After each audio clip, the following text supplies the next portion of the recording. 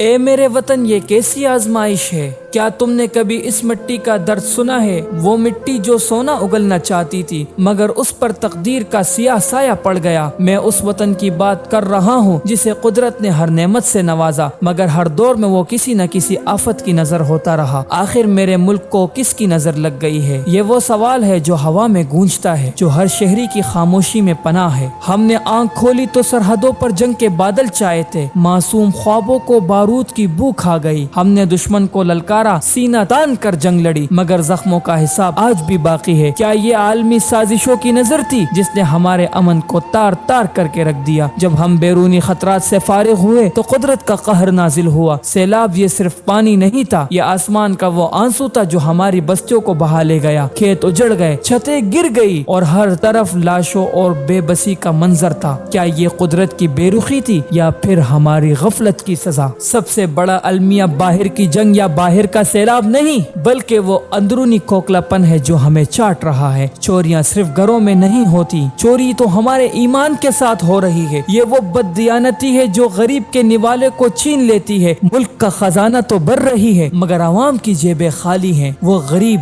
2 وقت کا کھانا نہیں کھا سکتا، بچوں کو اسپتال نہیں لے جا سکتا۔ یہ وہ کرپشن ہے جو تعلیم کے اداروں پر تالے لگاتی ہے اور اسپتالوں کو قبرستان میں بدل دیتی ہے۔ یہی وہ سیاسی ناانصافی ہے جس نے میرٹ کو قتل کر کے ہر اچھے کام کو نظر بد بنا دیا۔ اب ہم یہ سمجھائیں گے کہ نظام میں بگاڑ کیسے پیدا ہوا۔ جب محافظ ہی ڈاکو بن جائے اور جب مسیحا ہی قاتل ہو تو بتاؤ یہ کس کی نظر ہے؟ یہ ہمارے اپنی ضمیر کی موت ہے۔ ہم نے خود اپنے ملک کو اس حال تک پہنچایا ہے جب چھوٹے سے چھوٹے فائدے کے لیے قوم کے مستقبل کو بیچ دیا جاتا ہے غیروں کے ہاتھوں۔ غریب کے نوالے کو چھین کر دوسرے کے ہاتھ میں دے دیا جاتا ہے۔ قومی خزانے کا ایکسس کسی اور کے ہاتھ میں ہوتا ہے۔ امیر تو امیر ترین ہوتا جا رہا ہے مگر غریب غریب ترین ہوتا جا رہا ہے۔ جو 2 وقت کا کھانا کھاتے تھے اب وہ 1 وقت کے کھانے کے لیے ترس رہے ہیں۔ ہماری پکار ہے اے میرے وطن کے جوان، میرے محنتی کسان اور میرے دردمند ناظرین، یہ نظر کسی اور کی نہیں، یہ ہماری اپنی غفلت کا نتیجہ ہے۔ اٹھو، ہمیں اپنے گھر کا چراغ خود روشن کرنا ہے۔ آؤ جنگ لڑیں ناانصافی کے خلاف، چوری روکیں ضمیر کی۔ آج سے ہمارا ہر عمل، ہماری ہر سانس ہمارے ملک کے نظر بد کو توڑنے کا منتر بنے گی، کیونکہ یہ وطن ہمارا ہے اور اسے سنوارنا ہماری ذمہ داری ہے۔ بہت افسوس کے ساتھ آج میرے ایک دوست نے مجھے واقعہ سنایا کراچی سے۔